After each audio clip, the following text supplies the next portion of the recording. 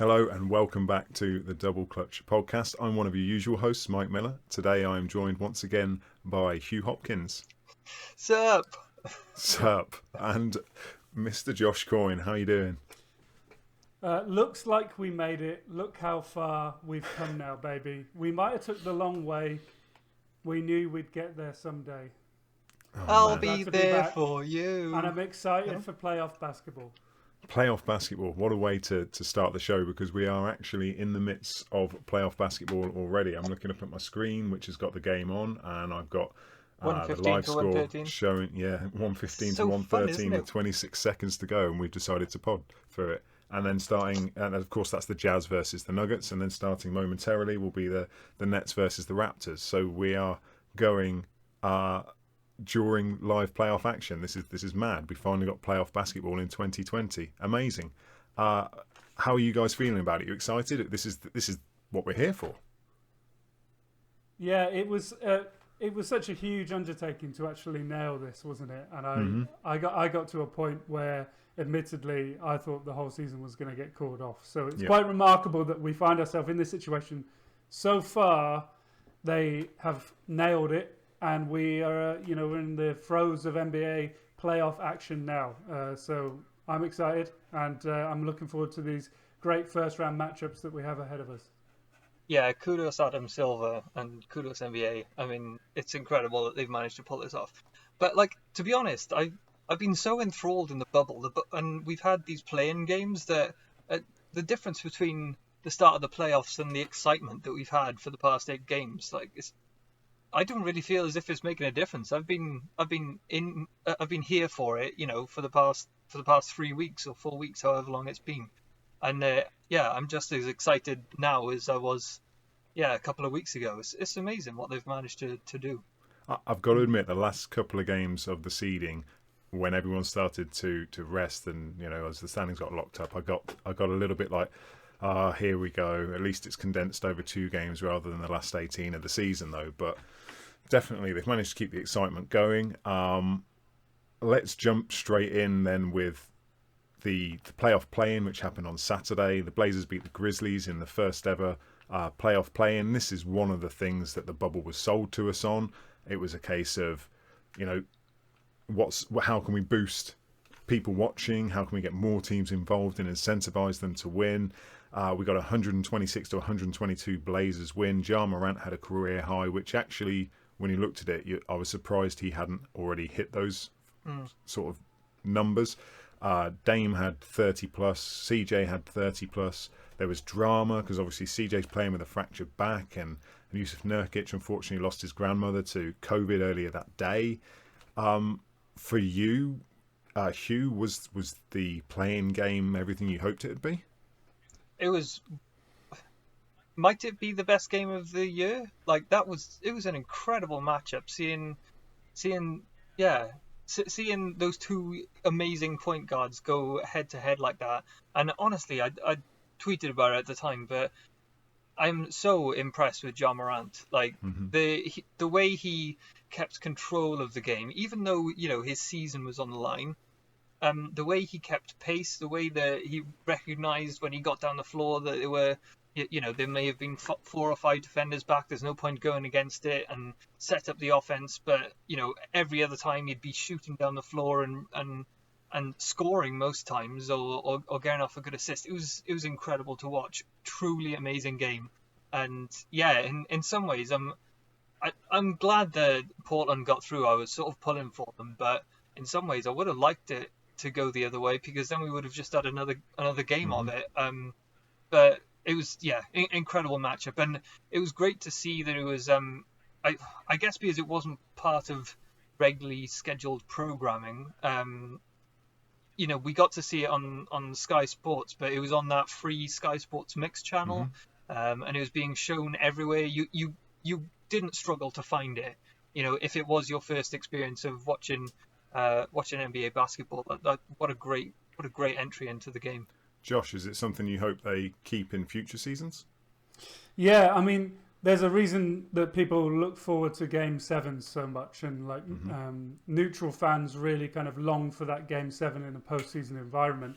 And there's also a reason in other sports, for example, when you get to the knockout stages of the World Cup in football, there's a reason people get so excited about it, and that's that win or go home atmosphere. People want that, and if you do add that towards the end of the seasons to get people kind of hyped up for the playoffs, then I think it can only be a positive. The very strange thing is obviously the fact that statistically it's kind of international water, so I don't know what will happen to that going forward, but give me more of it going forward. But the game itself, like you said, it was amazing to see someone like so young, Morant the Magnificent, making some plays that kind of were so sophisticated for his age. I mean, he was splitting defenses with kind of the kind of moves that you really think are maybe like 3 years into your career you develop that by working with trainers, and it's just like he's crafty. But there's just, I thought when Derrick Rose went down and Derrick Rose kind of became like a half version of himself, I thought we probably won't see that level of explosion from a point guard. You know, I don't really count Westbrook in this kind of conversation because he's just some kind of robot. But that kind of like super springy, kind of smaller guard who can really just go at defenders in the way that Rose used to do. Morant's doing it, and he, you know, it's come so soon, and I've been so impressed. But the Blazers, I mean, really gutsy effort considering what they'd been through the last week or so. Obviously, Lillard had a roller coaster of a week. But CJ and Nurkic as well with an amazing effort. It was a really, really great game. And I look forward to more of it. Yeah, Joe Morant, fantastic. You're absolutely right there, and just his abilities transcend people who know basketball. If this makes sense, I watched the game with my dad, who admittedly comes to every single NBA Europe game for the last 5 years, but he goes to watch the inflatable mascots, not the basketball. He'll sit there laughing at them. But he was watching Morant yesterday, and he was like, who is this dude? Like, you know, he's so small and slender and scrawny, and yet he is flying and just so quick. Change of pace, change of direction, so much spring in him.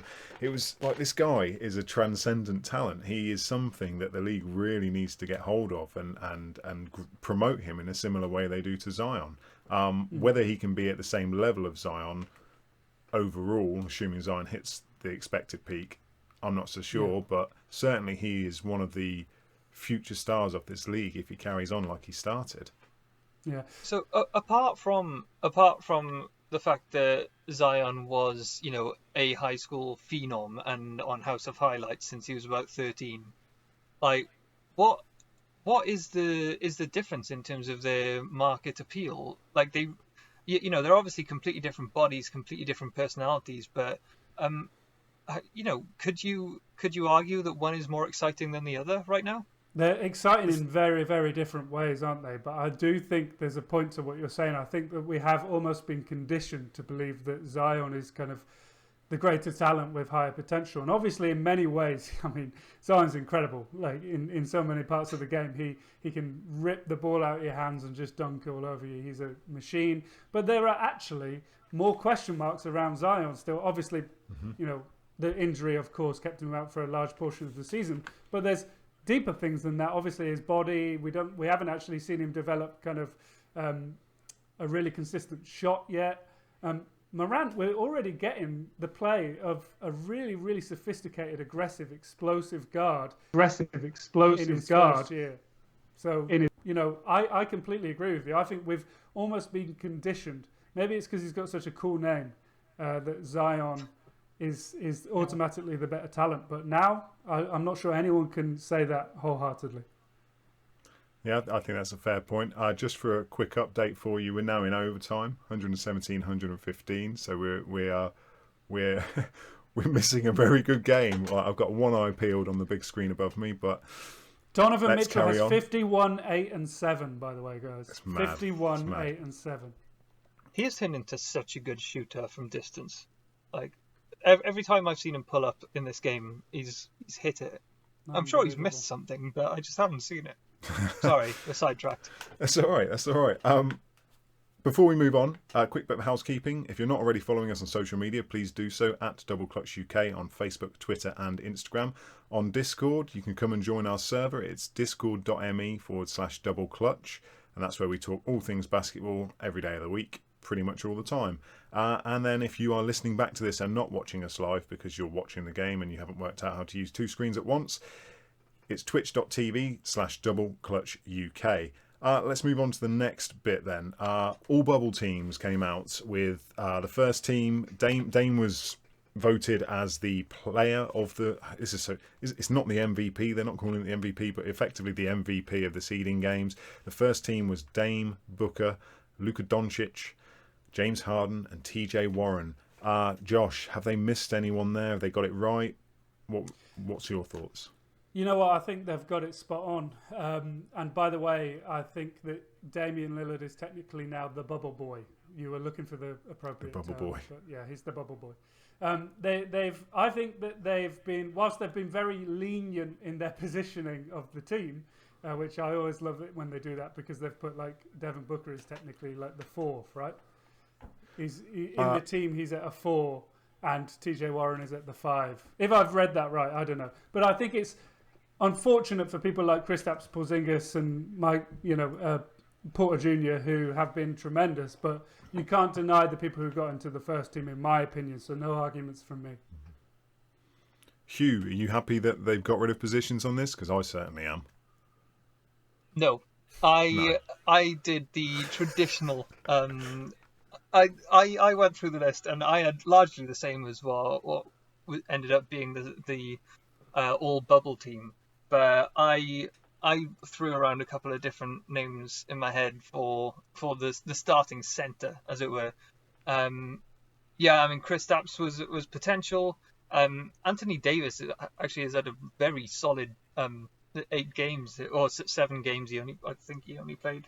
But I ended up settling on Yusuf Nurkic, and that final play-in game. I know that's as we said, international waters. So those stats don't necessarily count towards his regular season numbers. But I think he's been incredible. I think he had something like 17, 10, 4 assists, and he had a good number of blocks and steals as well. He is exactly what the team needed all year, isn't he? He's just been an incredible addition, and it's such a shame that he hasn't been there for the whole season, because I think they wouldn't be battling for the 8th seed. I think they'd be, possibly aiming for home court advantage, whatever that means in the bubble. Hugh, I don't know whether it's your accent or what, but you pronounced Jakob Pertl really strangely there. Don't laugh. I did consider him. I thought you may. What impresses me about Nurkic specifically, though, is that not only is he putting up decent numbers, he's doing it immediately coming back after his compound fracture in his leg. Like, you would expect a bedding in period. He wasn't supposed to play this year if the season had run correctly, or as it was intended to, and then to literally hit the ground running and put up these numbers and have such an impact and still throw down these thunderous dunks is quite remarkable. Especially I can't think his of anyone size else as well. Exactly. He's got got people like Paul George. They came back. It took them a little while to get into their rhythm, and he's obviously another level of talent. But the extra weight, the physicality of his position, and even like psychologically to trust your leg to go up and do these things—that's a huge thing. And emotionally, like you alluded to, with his grandmother passing in that final game. It's just, Nurkic is very, very impressive. So, yeah, I can see why you would want him up there. So the second team was Antetokounmpo. The headbutt apparently didn't count. Kawhi Leonard, Karis LeVert, I'm putting my teeth back in, Michael Porter Jr. and Kristaps Porzingis. So we got more bigs in this selection of 5s. Anyone else that you think should have been in as a mention, even an honourable mention? Josh, let's go to you first. Very boring answer, but 100% think they nailed it again. I just can't see any people that deserve it more than the people on the list.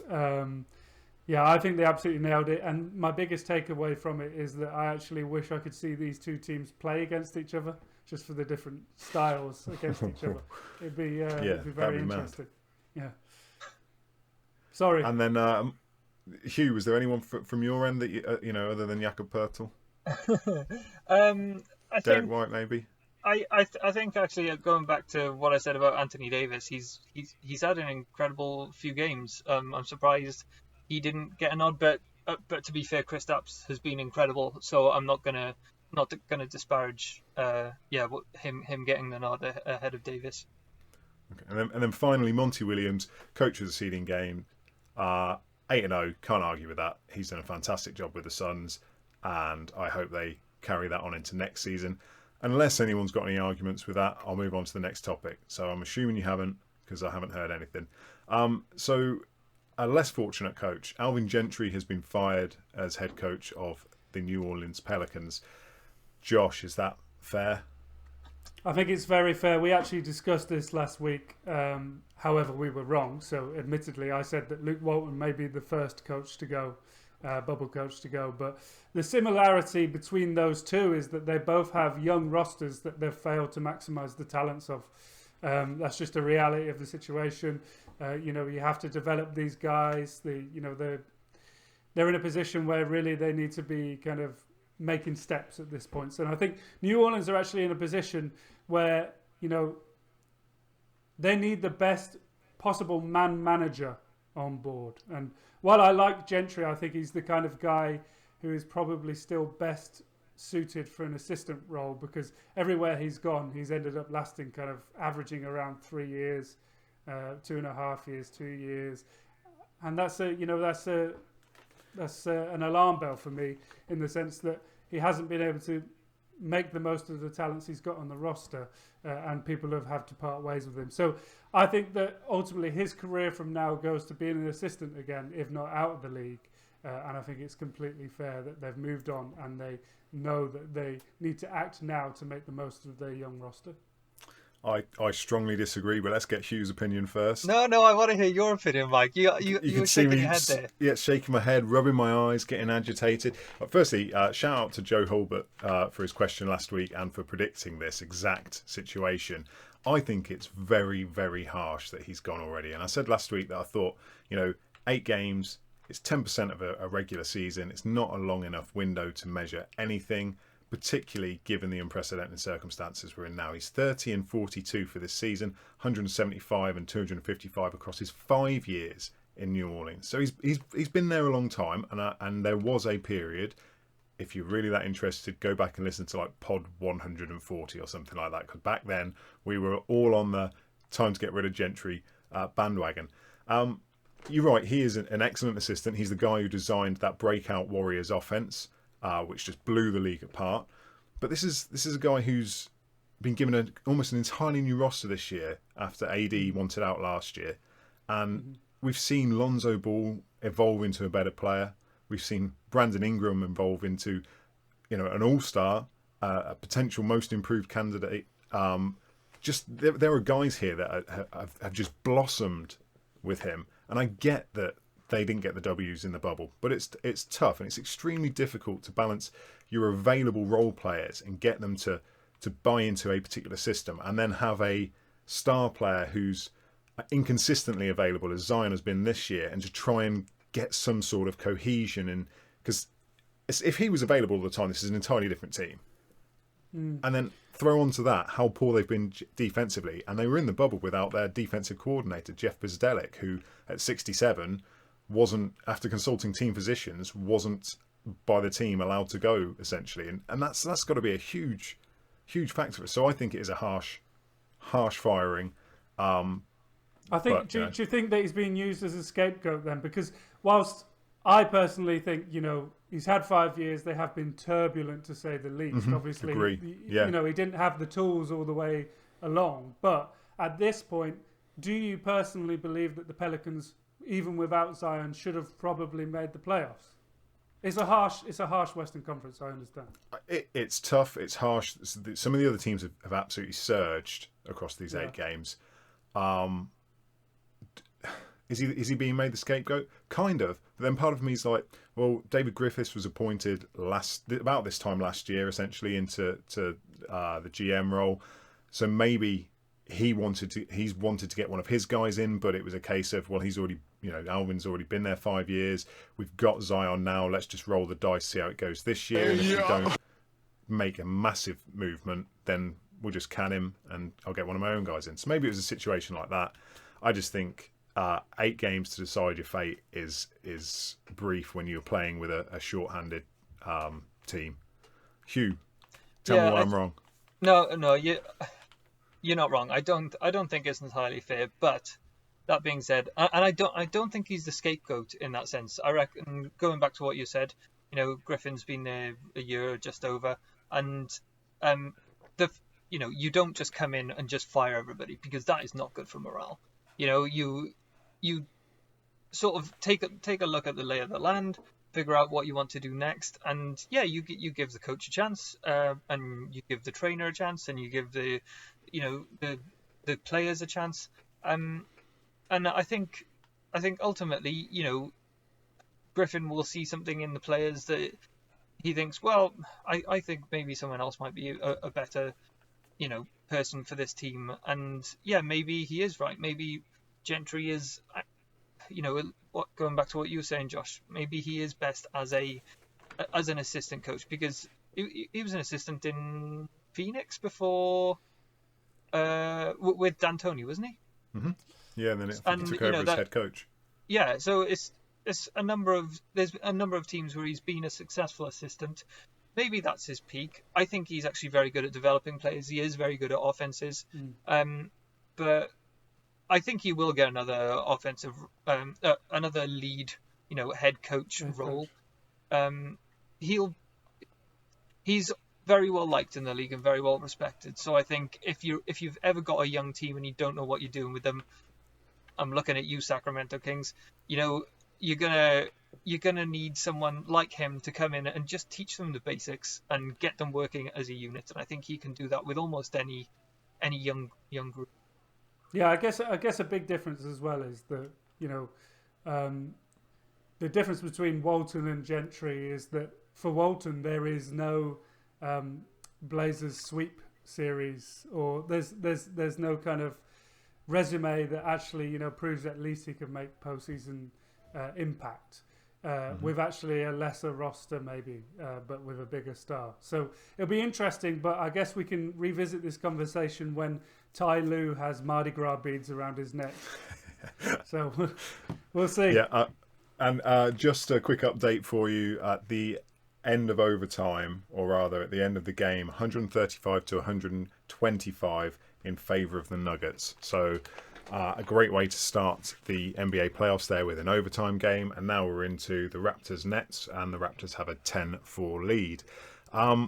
Hugh, side note, but Donovan Mitchell finished with 57, 9 and 7, and if that's not a smack in the face to take a loss with that, then what? Well, let's dive into this a little bit more then. Let's. I'm going to park the next topic briefly, and we'll just jump into this, because my concern, I did not expect Utah to hang in this game for that long, because they do not have the depth. They're obviously missing Bogdanovic with his shoulder surgery. They're obviously missing Mike Conley, who's left the bubble to be, understandably, at the birth of his child. Last season, what let them down was their inability to have someone step up when Donovan had the ball, or when Donovan was in a slump. There was too much over-reliance on him on the offensive end. So whilst this scoreline is fantastic, and that outpouring is just ridiculous, is it reasonable that he can sustain this enough to make this a competitive series? Where is his help going to come from on the offensive end? No, they literally need someone like Ingles to take it up to a completely new level. If you look at the box score now, so the biggest help that he got was from Ingles. Actually, Gobert got 17 and Clarkson with 18. And then you're looking at 3-3, 7-0, all the way along the box score. And you think, is it really going to take 57 to even be, and still you finish 10 points behind? What was that, Hugh? And let's be honest, I didn't watch every clip of the game because obviously we were just starting, but how many of those points that Rudy Gobert got do you think were, gifted to him by by Donovan Mitchell. I think he needs help, and it's a shame he doesn't have it this year. Nobody could have predicted what's been going on. I think perhaps if were a normal season, they would be more competitive, but it doesn't look like it's going to be their year. Yeah, it's a really interesting one, isn't it? Because they need creators, and then on the other side, the Nuggets are like, they were already in a position where you probably would have taken the Nuggets over them anyway, and then this creator, all of a sudden, Mr. Truther himself, Michael Porter Jr., just all of a sudden becomes like this kind of go-to option. So they've got a kind of luxury that the Jazz definitely don't have, and that's why I've taken the Nuggets in this series.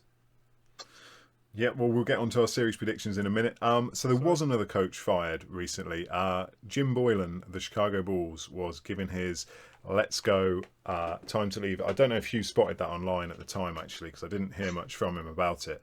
But this is good, right? He's not necessarily the cause of the Bulls' woes. He certainly wasn't the solution to it. This is a good move, though, for the Bulls. Can we swear on Twitch? I don't know whether we can. I won't use the word. I think Kirk has put us down as warning may contain adult content. Okay. That whole situation was a clusterfuck. It has been bad since day one, and not just because of him.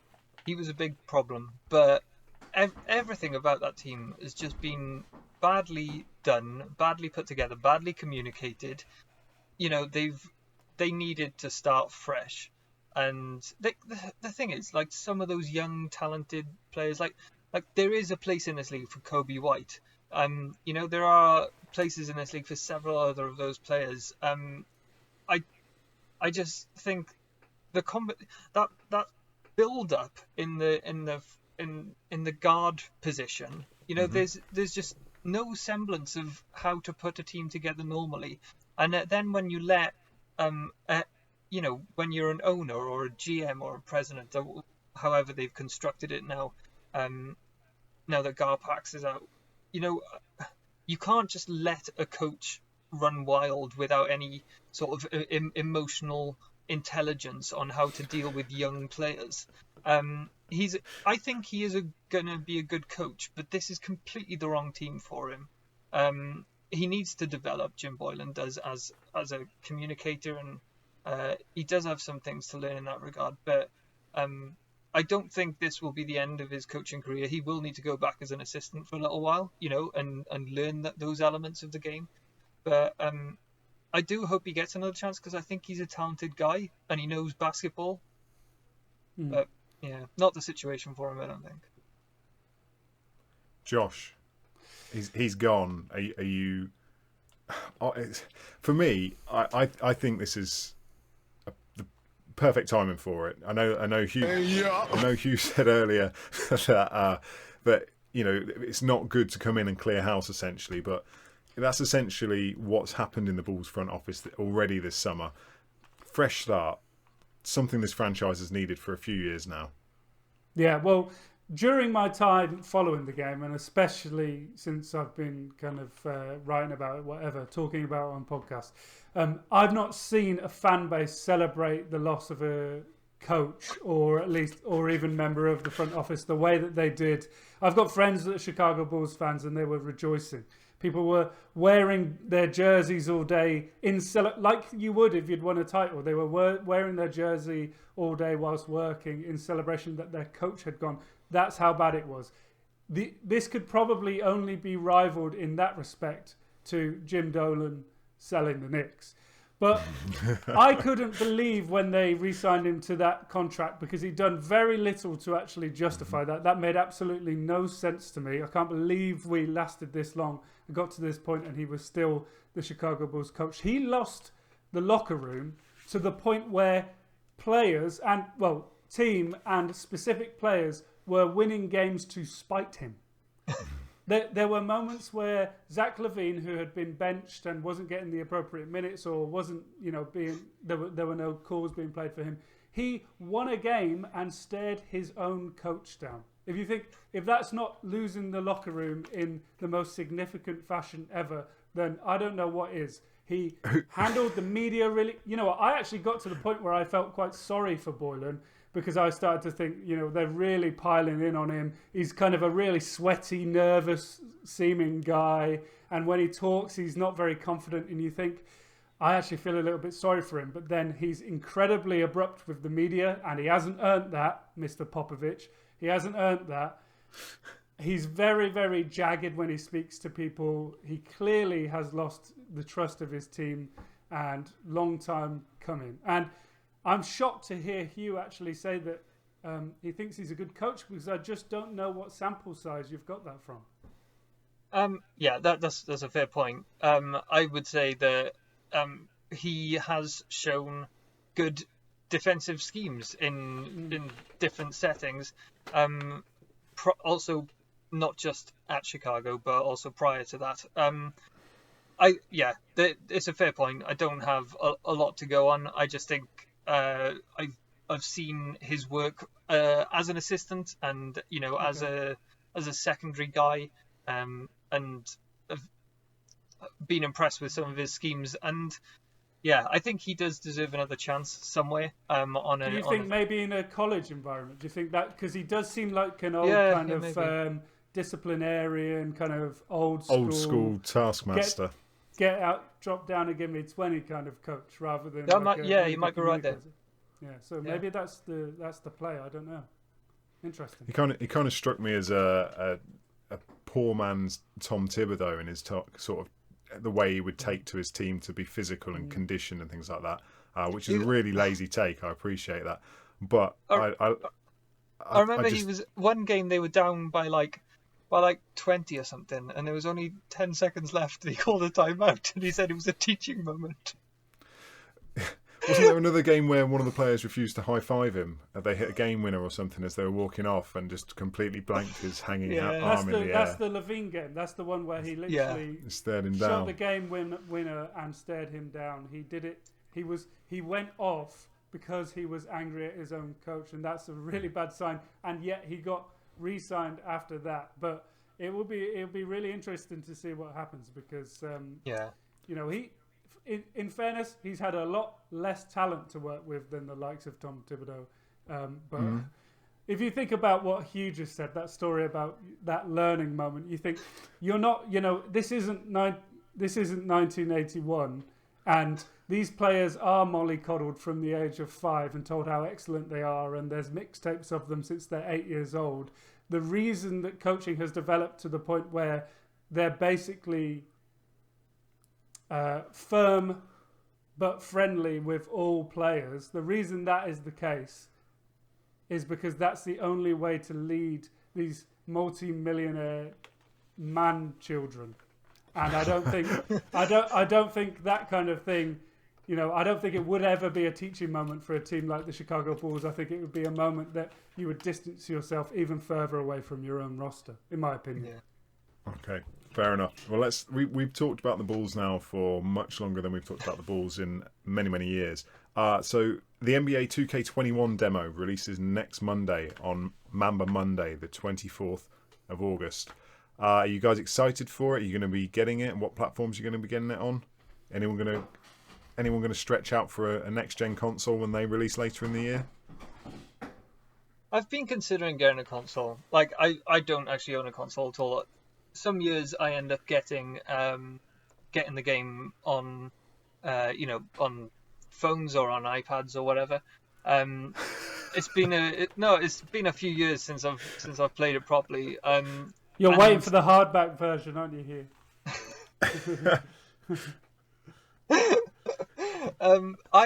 I'm actually considering getting a console this year for various reasons. Tony Hawk's Pro Skater being one of them. But yeah, I would very much like to get it this year if I do go down that route. I'm looking forward. I think what they did with the Kobe covers, and also the timing of the Damian Lillard cover is obviously fantastic. I mean, Zion was always going to be on there, but I think Lillard is a perfect choice for where we are in the NBA right now. So yeah, that's my take on it at the moment. If I get a console, I'll let you know. Yeah. Do you think the fact it's releasing in season rather than during the off season as we build up hype to the new season is going to impact it at all, Josh? Yeah, I think it could help, couldn't it? I know a lot of people who mainly 95% of their time would just be football fans. They're talking a lot about this bubble because they haven't got much else to talk about. And I think that kind of they're picking up some steam, and I do think that especially with the games actually seeming more and more like video games than ever. The actual action, it doesn't seem so. Yeah, I think it will help. I think they'll capitalize on that momentum. I like the date. I like the 24th of August thing, but I also want to touch on something that Hugh said about Tony Hawk. Tune in to the Double Clutch skateboarding podcast where me and Hugh are going to fawn over that for 45 minutes. But I will be picking it up whenever I invest in a next-gen console, which hopefully won't be too far down the line. So I'm excited. If Tony Hawk still has all the hidden characters it used to, like Spider-Man, then I'm in on it. The mad thing is they've kept all the players the same, all the skaters the same age, which I absolutely love. So that's amazing. It's a bunch of dads skateboarding, basically. Anti-gravity Spider-Man used to be my favourite thing in the world. Yeah. Oh man, it's going to be awesome in there. Yeah, you're selling me on it. I'm definitely getting one.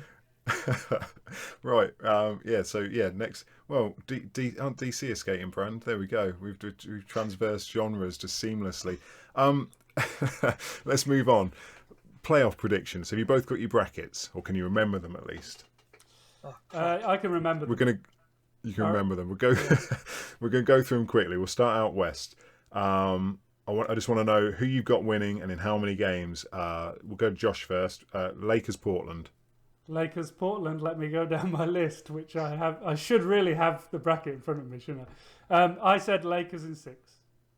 Lakers in 6. Hugh, do you remember what you've got? I'm scrambling to find it. It's fine. I've gone with Lakers in 5. You know what I did? On the Slack channel, I put I put a GIF of a man creating fire. The reason for that is because I had Portland in 7. I think I did. Portland in 7. Unbelievable.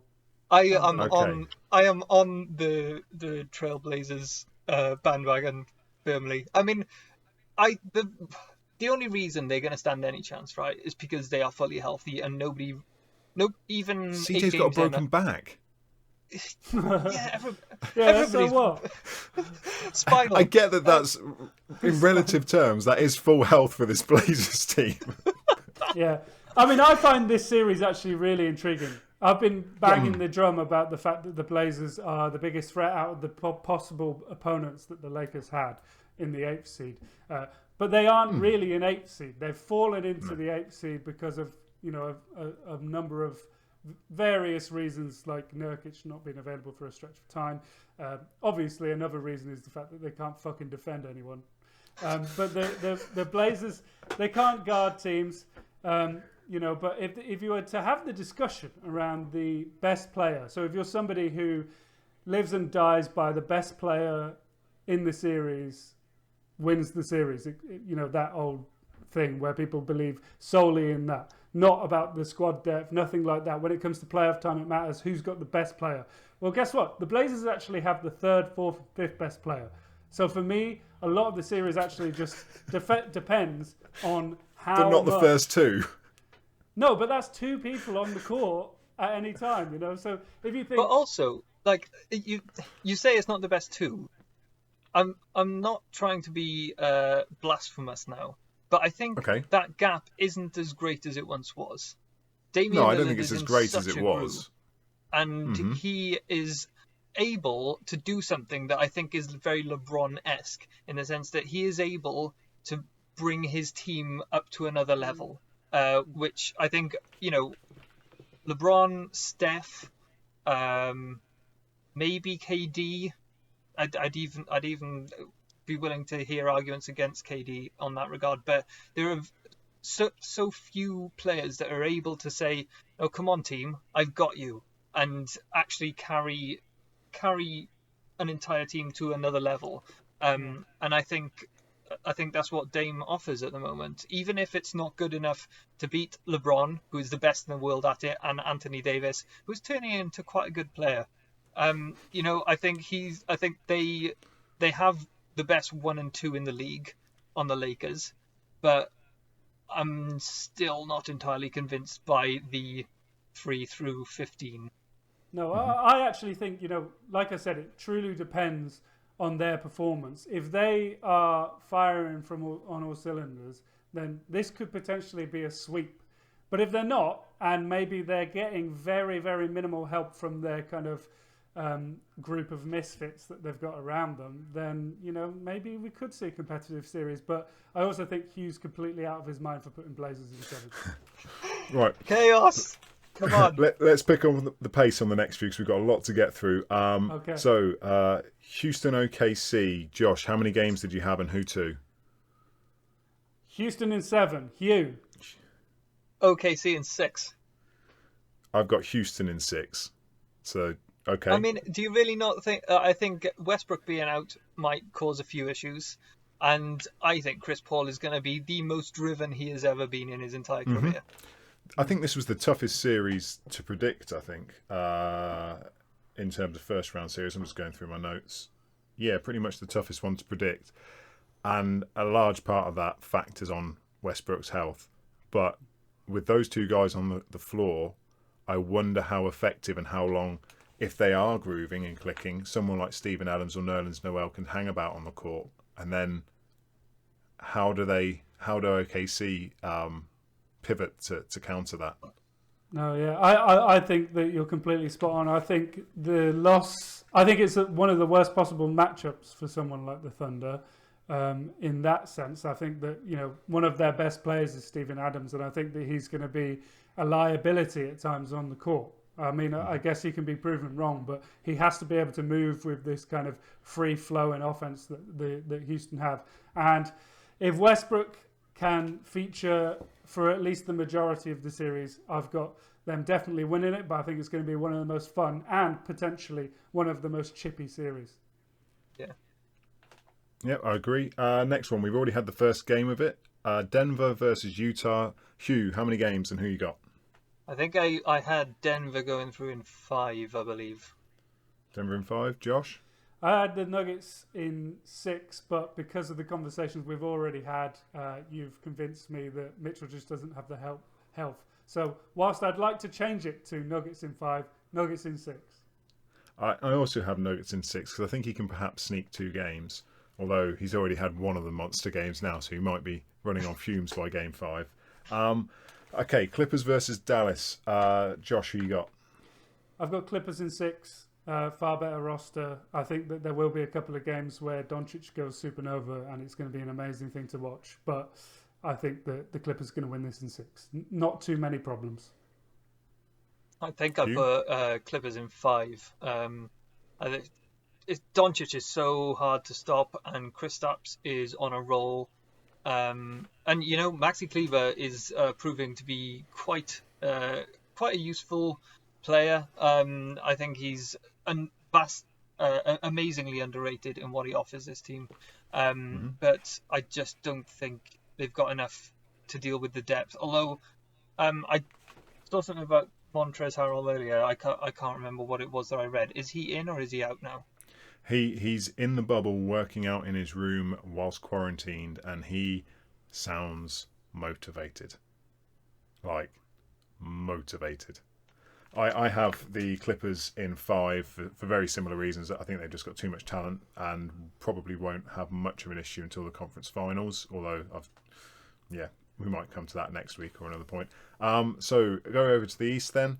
Milwaukee versus Orlando, and we'll tie this in with a question from our Discord server from the legendary Martin Diane, who has been putting up loads of nets around London as part of the Nothing But Net Challenge with Basketball England. Martin. Fantastic. Good work, man. Yeah, great effort. It's great seeing that. But his question is, how far can the Magic go? Please be kind. Josh, how far can the Magic go?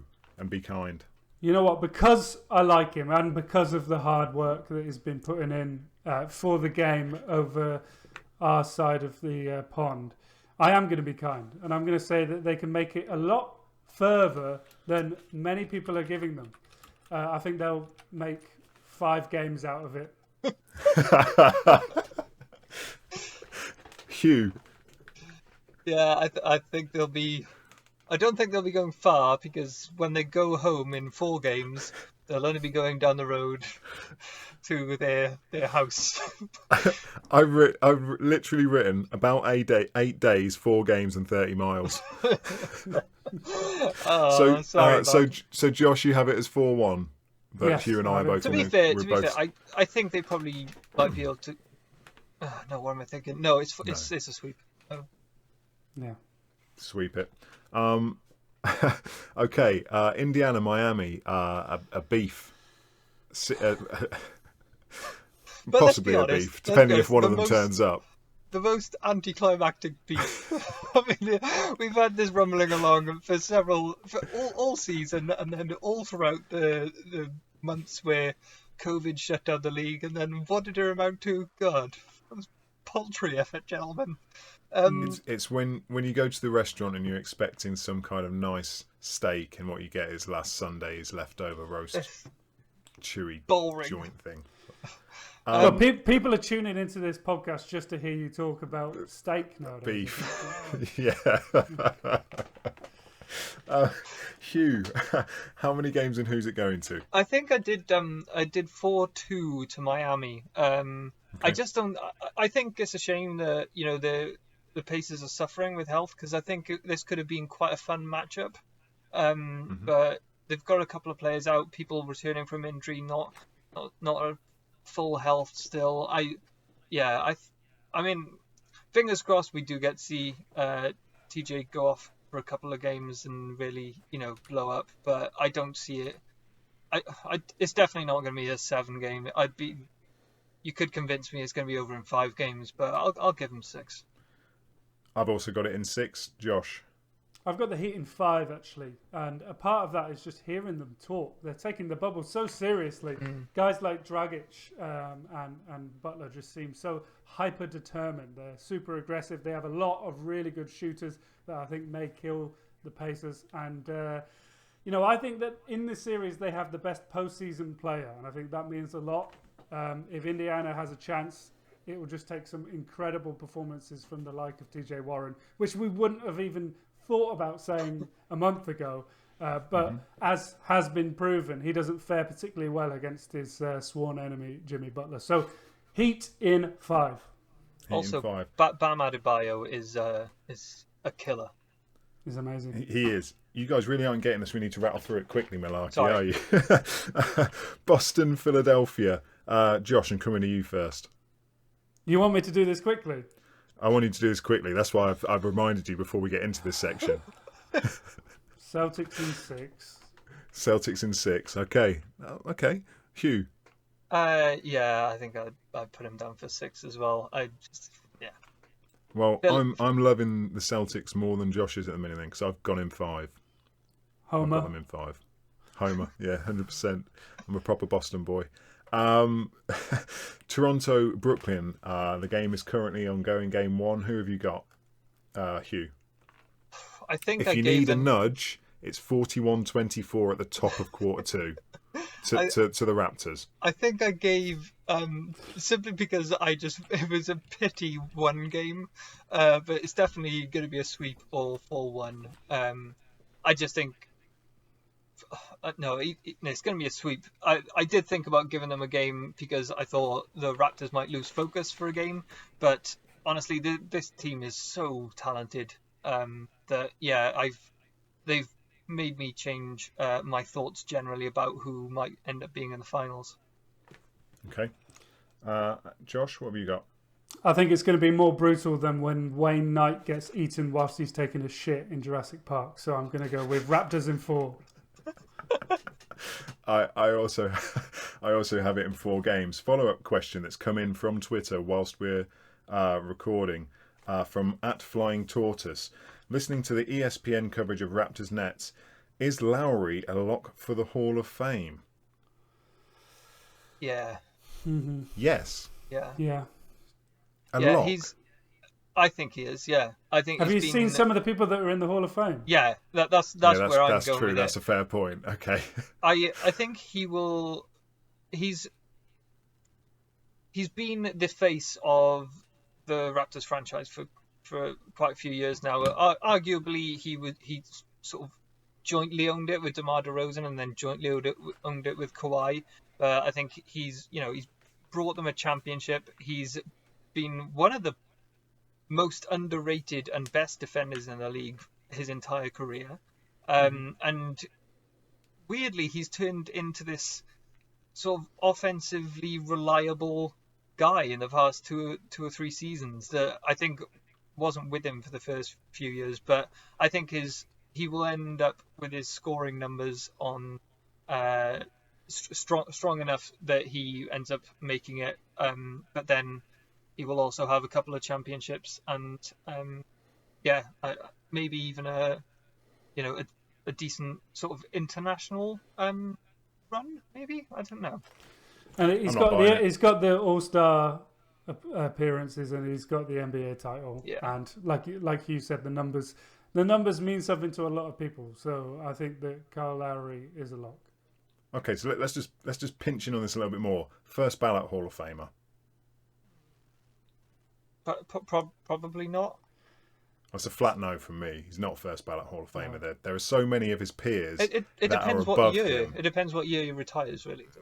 Yeah. Well, yeah, when he's eligible Yeah. for whatever it'll be. I suspect that where he ranks in his peerage means that he won't be a first ballot. Yeah, In terms that's of second ballot, I'm still not convinced. But you guys, Flying Tortoise, you've got 2 locks and 1 meh. So yeah, I'm just not sure what that tells you really, other than 66% of us think he's a lock. There you go, that'll do. Works 66% of the time every time. Let's move on quickly to we've got less than 10 minutes to go and we've got a bunch of listener questions to hit. But the first one, we're going to have a quick, we did a nonsense section a couple of weeks back where we were comparing photos of members of the NBA media to superheroes. It was so successful, we're bringing it back probably one time only in a segment called Nothing But Nick's Nonsense. He's not even here to do it, but it's his question. It's long been established as a scientific fact that Russell Westbrook resembles a Ninja Turtle. fact. Yeah. If you had to name which specific Ninja Turtle he is, who would you choose and why for 5 marks? And if for any reason you don't like your mark, we might do it depending on where you were educated or just whatever you were predicted. Will be you Okay, two, whatever you fancy it. I'm going to go with Raphael. He's the badass, the kind of takes no nonsense and looks cool doing it. So I'm going to go Raphael. That is the only correct answer. So I don't know what Hugh's going to come back with here, because Yeah, even Hugh, have you got an like alternative Raphael answer? is strongly independent to also ultimately to the detriment of the team sometimes, and then he has to sort of have a moment of awakening where he realizes he needs the other guys. Hugh, go on. No, you're right. Does that make D'Antoni Splinter? I was gonna consider Donatello simply because of the color scheme, but he's not even in OKC anymore, so it just doesn't make sense. Donatello was purple. I'm colorblind. It looks Leonardo. blue. God. Right, let's okay. move on. Yeah. Okay. If you're not already, as I said earlier, go to discord.me/doubleclutch and join our Discord server. We're very close to hitting the 100 members mark, so please come and join us. Listener questions. We've kind of covered this already a little bit, but let's get specific. JC89 said, "Is Dame overrated, underrated, or appropriately rated?" Go, Josh. Hugh. Oh, all right. And, Josh then. I think in the past he's been underrated. He's sort of becoming that guy who everybody says he's been so underrated for so long that he actually becomes overrated a little bit. But I don't think he's overrated because he is a killer. So I guess that puts me somewhere in the middle and say that he's properly rated. But yeah, I guess that's where I am with it. I wish I could do the more entertaining kind of Stephen A. Smith thing where I'm going to be a contrarian just for the sake of it, but I can't. I agree he's properly rated at this point. That kind of conversation is so kind of free-flowing and ever-changing depending on the recent hype or the play, or the buzz at this very time. But as of Monday, the 18th of August, Damian Lillard is appropriately rated. But if I may hijack it just a second, what about all the Steph versus Dame talk that's been going on at the moment? Where do you weigh in on that? Steph Curry, considerably better player and has done a lot more in his career, but Damian Lillard is a star in this league. I think that's a fair assessment. For me, I think he's appropriately rated. He, perhaps even a few months back, wouldn't have been appropriately rated, but he is still an all-star. He's got a 2K cover.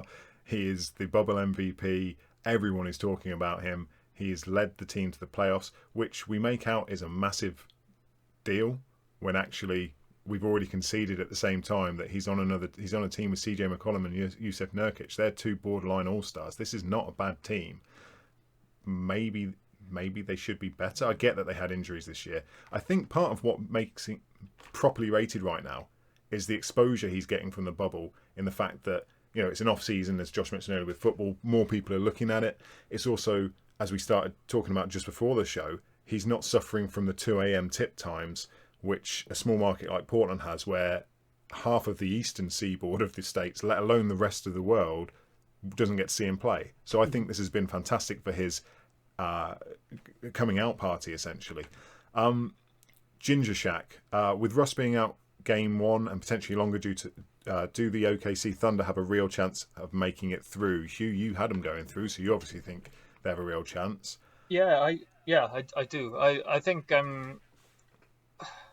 without that second score, I know James Harden is an absolute genius at getting people the ball in their shooting pockets. One of the best passers. I think one of the best assist passes in the game right now.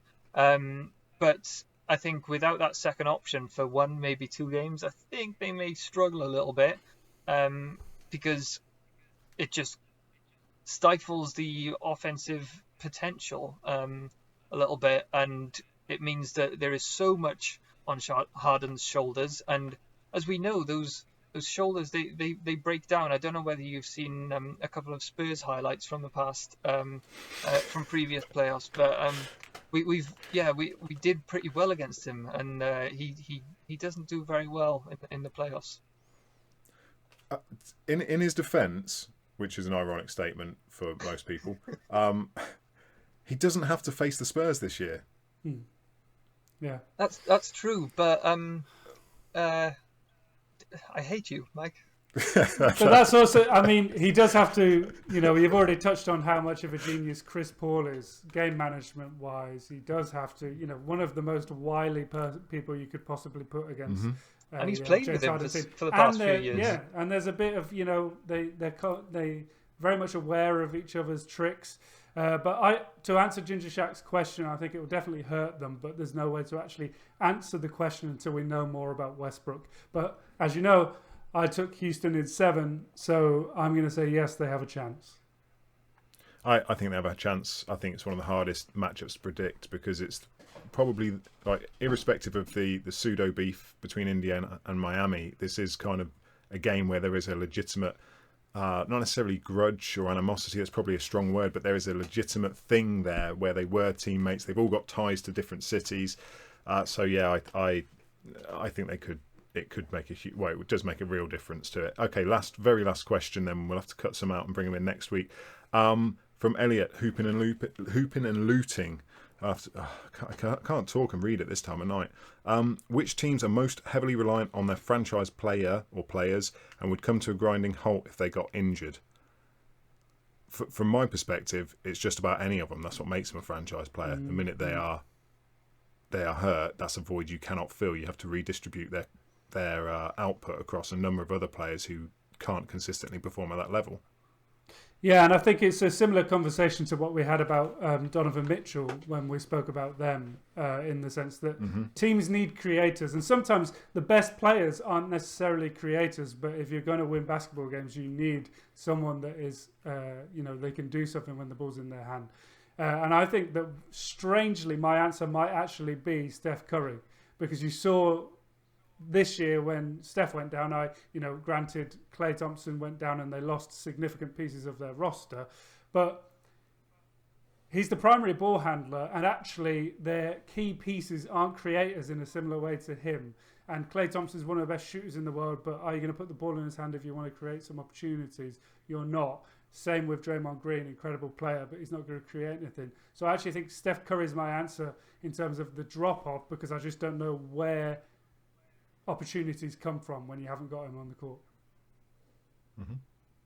Yeah, Steph's a good shout. I think you going back to what you said, Mike, you could say that about any team, and I think an interesting conversation is what teams could survive without one of their best players. You've got like Toronto Raptors, the Toronto Raptors, the Celtics.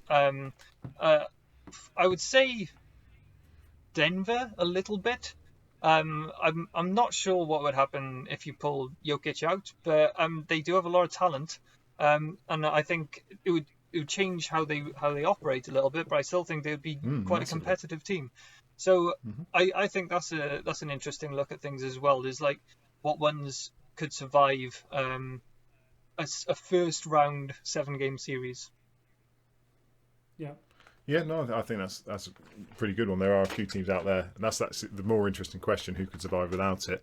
But that's all we've got time for this week. I'm sorry we can't get to the rest of the questions. We had a few other ones which were really quite good. We'll try and get to them next week if we're not inundated with other ones. Keep the questions coming in. Mike was just over talking so much. Sorry about that. Keep the questions coming in. If you're not already following us, make sure you are on Facebook, Twitter and Instagram at Double Clutch UK. We're on Discord. Come and join the server, discord.me/doubleclutch. We've had someone join it since this has been rolling, which is always good, but I can't see where they are now because my pop-up notifications have gone. And if you're not watching this live on Twitch, come and join us. You can put us on the screen whilst you're looking at your NBA playoff game. You can have us on a different screen. We had someone the other week who was in fact, it was the legendary Ginger Shack again. He was scrolling through Insta whilst watching us.